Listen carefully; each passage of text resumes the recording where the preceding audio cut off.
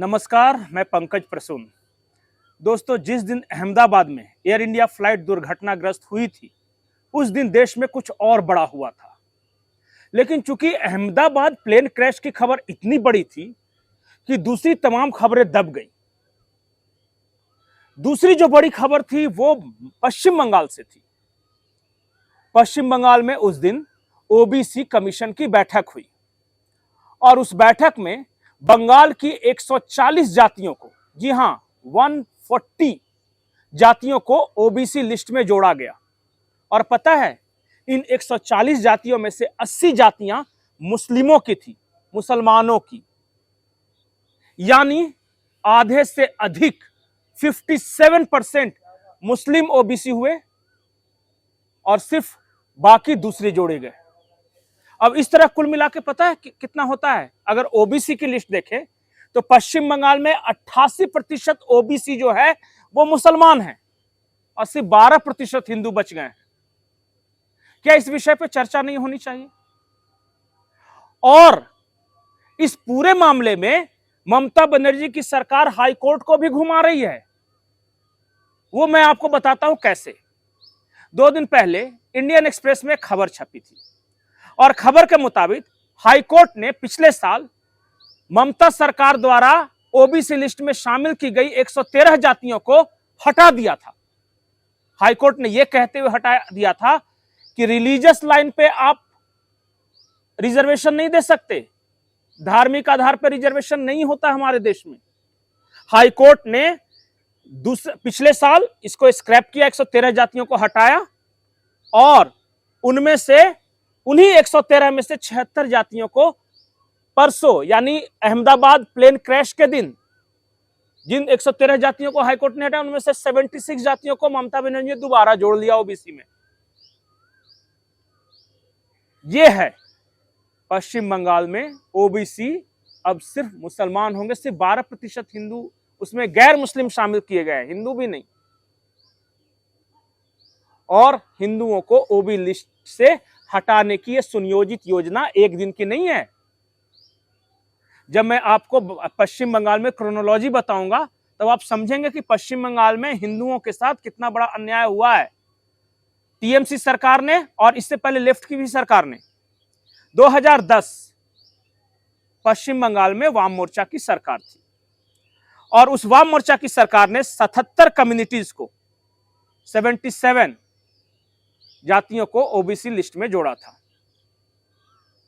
इनमें से इन 77 में से 75 जातियां मुसलमानों की जातियां थी।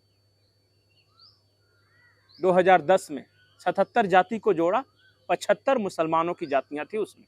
इन 75 ग्रुप में 42 ग्रुप को ओबीसी का दर्जा दे दिया गया लेफ्ट की सरकार में ही।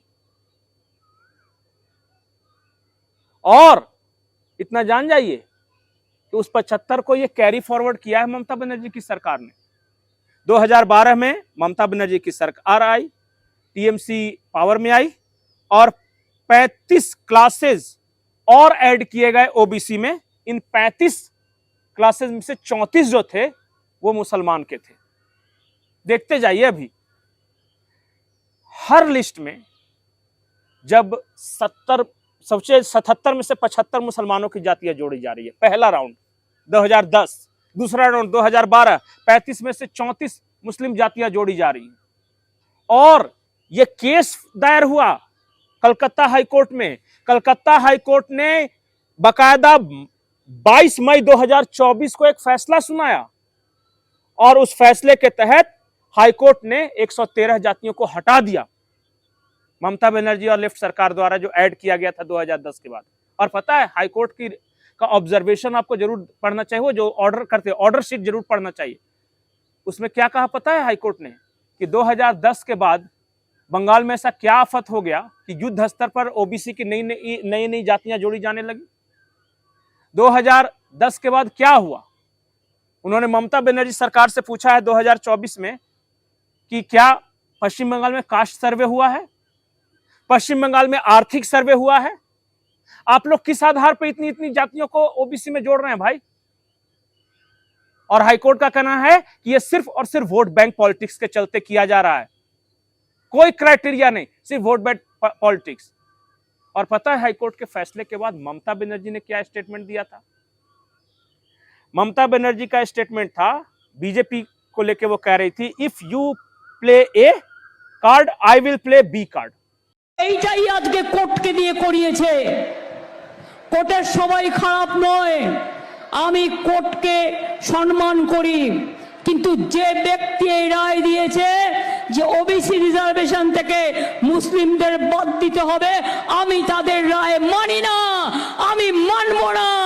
ওবিসি রিজার্ভেশন চলবে, এর জন্য উচ্চতর কোর্টে যেতে হলে যাব। এরা আমায় চেনে না যে আমি মাথা নত করার লোক নই। मतलब अगर भाजपा ए कार्ड प्ले करेगी तो हम बी कार्ड प्ले करेंगे। ए कार्ड मतलब हिंदुत्व कार्ड। तो अगर बीजेपी हिंदुत्व का कार्ड प्ले करेगी तो हम खुल के मुस्लिम कार्ड प्ले करेंगे। ये स्टेटमेंट था ममता बनर्जी का 23 मई 2024 का। और मैं अपनी ओर से कुछ नहीं कर रहा हूं। 2 दिन पहले इंडियन एक्सप्रेस में ये आर्टिकल छपी है, आप जाके पढ़ लीजिए। आज की स्थिति यह है कि पश्चिम बंगाल में 179 कास्ट ओबीसी में शामिल हैं। 2010 के पहले सिर्फ 66 जातियां थी, 66। 2010 के पहले सिर्फ 66 जातियां ओबीसी थी, जिसको 2024 के अंत तक आते आते 179, अभी तो 2025 में 180 के करीब पहुंचा दिया। और ये जातियां ओबीसी में सबको जोड़ दो, सबको जोड़ दो। और जो बेचारे रियल ओबीसी जो 66 जातियां हैं, वो देख रही है कि इस भीड़ में हमारा हक का क्या। अब ओबीसी के इसी मुद्दे को लेकर पश्चिम बंगाल भाजपा ने आंदोलन का ऐलान किया है। और दूसरी ओर हाईकोर्ट ने जो फैसला सुनाया था उसके खिलाफ ममता बनर्जी सुप्रीम कोर्ट गई थी।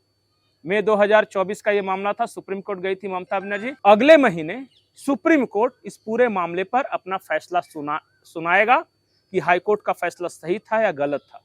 मुझे लगा ये जानकारी आपको देनी चाहिए। आपको कैसा लगा हमारा ये जो पूरा विश्लेषण है? आपको ये खबर कैसी लगी? आपकी क्या राय है इस पे? कमेंट सेक्शन में जरूर बताएं। नमस्कार। আর বলবো, আমিও বলেছি রাষ্ট্রবাদী মুসলিম, আপনারাও বলেছেন সবকা সাথ সবকা বিকাশ। আর বলবো না, বলবো जो हमारे साथ हम उनका साथ, जो हमारे साथ, जो हमारे साथ, जो हमारे साथ, हम उनका साथ, सबका साथ सबका विकास। बंद करो नो नीड সংখ্যালঘু মোর্চা। ভালো থাকুন। জয় শ্রীরাম, জয় শ্রীরাম, জয় শ্রীরাম।